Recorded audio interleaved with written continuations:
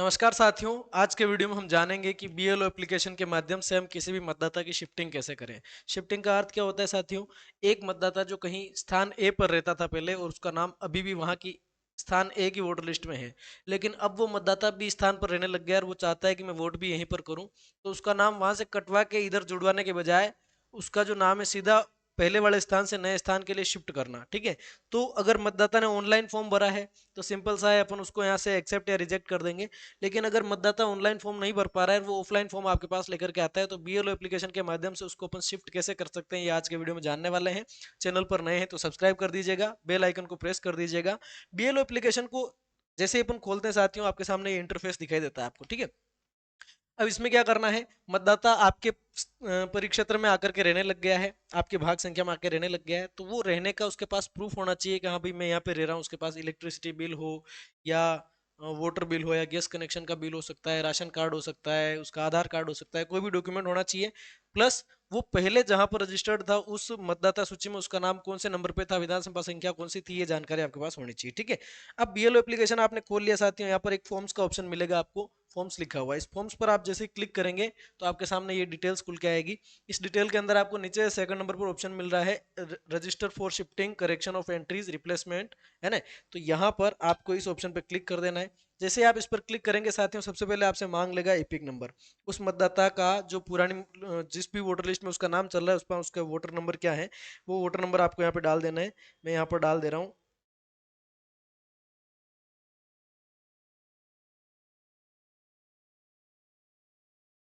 ठीक है। ये आपने डाल दिए हैं और उसके बाद में आपको क्या करना है, यहाँ पर दो ऑप्शन आ रहे हैं, same epic number, other epic number, जो भी हो संगत चूज कर लीजिएगा। अगर उसके पास नया एपिक नंबर है तो ठीक है, होगा ही नहीं। वैसे एड्रेस चेंज करा रहा है, शिफ्टिंग करा रहा है, तो उसमें कोई दिक्कत नहीं है। सेम एपिक नंबर कर देना, वही एपिक वापस से आएगा। फिल फॉर्म 8 पर आपको क्लिक करना है। जैसे फिल फॉर्म 8 पर क्लिक करेंगे उस मतदाता की जानकारी आपके सामने खुल के आ जाएगी कि वो पहले कहाँ रजिस्टर्ड है, विधानसभा संख्या आ जाएगी, भाग संख्या आ जाएगी, कौन से नंबर पे उसका नाम है, सारा आ जाएगा। क्लियर कर लीजिएगा, हाँ यही व्यक्ति है, यही पर्सन है। उसके बाद में ये राउंड दिख रहा है, यहाँ पर आपको स्टेट सेलेक्ट कर लेना है। ये सेलेक्ट करने के बाद में नेक्स्ट का ऑप्शन दिखता है साथियों, इस नेक्स्ट के ऑप्शन पे आप क्लिक करेंगे। नेक्स्ट के ऑप्शन पर क्लिक करते ही उसकी वही जानकारी आपके सामने फिर से शो होके आएगी। अब यहाँ पर आप काम बहुत सारे कर सकते हैं, एंट्रीज में करेक्शन कर सकते हैं। एंट्रीज में करेक्शन कौन कर सकते, आप नहीं कर सकते, वो कर सकते हैं जिसके यहाँ पहले रजिस्टर्ड है। हम क्या कर रहे हैं, फिलहाल शिफ्टिंग कर रहे हैं, तो शिफ्टिंग वाला ऑप्शन आ रहा है, इस पर क्लिक करो।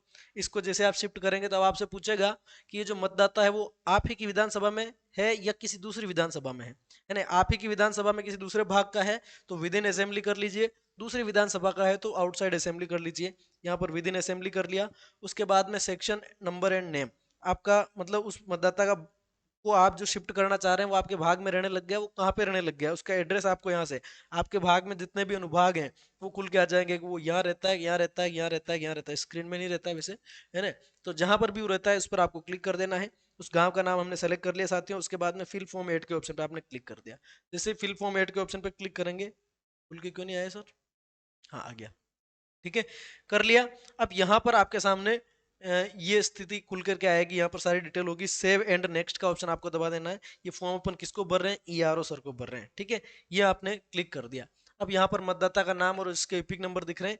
आधार डिटेल्स, यहाँ पर आपको मतदाता के आधार नंबर डाल देने हैं और आधार नंबर यहाँ पर आपको मतलब आधार पर क्लिक करके आधार नंबर डाल देने, मैं डाल दे रहा हूँ आपके सामने 3672XX61, है ना, एक्स एक्स एक्स एक्स।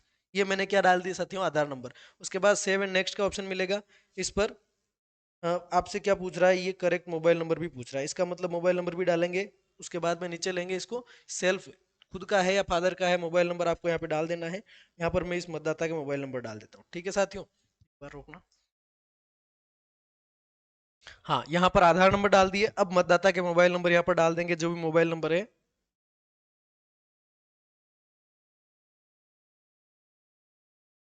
ठीक है, मोबाइल नंबर डाल देने के बाद में आपको यहाँ पर अगर मेल आईडी है तो ठीक, नहीं है तो कोई दिक्कत नहीं। इसको सेव एंड नेक्स्ट के ऑप्शन पे आपको क्लिक कर देना। Please correct mail ID, mail ID पूछ रहा है, करेक्ट तो है ही नहीं अपने पास में, सेव एंड नेक्स्ट कर देंगे। उसको खाली छोड़ करके आपके सामने ये ऑप्शन खुल के आ जाएगा। ठीक है ही नहीं तो मेल आईडी कहाँ से भरेंगे। अब आपसे पूछ रहा है, सबसे पहले तो उसको पूछ रहा है स्ट्रीट एरिया लोकेलिटी मोहल्ला। ठीक है, तो इसका नाम डाल देना, ये कहाँ पर रह रहा है। उसके बाद में गाँव का नाम डाल देना है। ठीक है, और उसके बाद में आपको पोस्ट ऑफिस कहाँ लगता है वो पोस्ट ऑफिस का नाम डाल देना है। ठीक है, ये सारी एंट्रीज आप करते जाएंगे। उसके बाद में आपसे पिन कोड पूछ रहा है, पिन कोड डाल देंगे। उसके बाद में तहसील कौन सी लगती है वो तहसील डाल देंगे साथियों यहाँ पे। और तहसील डालने के बाद में जिला ऑटोमेटिक आ जाएगा आपका, स्टेट ऑटोमेटिक आ जाएगा। Select address proof, select address proof का ऑप्शन आ रहा है। यहाँ पर अपन क्या डाल रहे हैं साथियों, आधार कार्ड। अब आधार कार्ड की आपको या तो आप फोटो लेकर के चढ़ा दीजिए, या गैलरी से चूज कर लीजिए, पीडीएफ डाल दीजिए गैलरी से। बहुत सारे ऑप्शंस हैं, लेकिन ध्यान रखनी है यहाँ पर जेपीजी साइज में अगर डाल रहे हैं तो 2 MB से ज्यादा नहीं होना चाहिए, पीएनजी में 2 MB से ज्यादा नहीं होना चाहिए, पीडीएफ में 3 MB से ज्यादा नहीं होना चाहिए। अब क्या है, आधार कार्ड के मामले में क्या है, तो दोनों साइड होती है।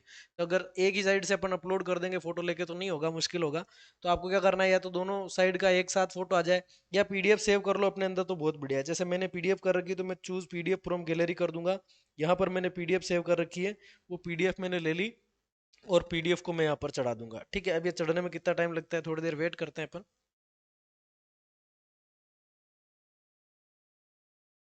तो साथियों ये आपका डॉक्यूमेंट यहाँ पर अपलोड हो चुका है।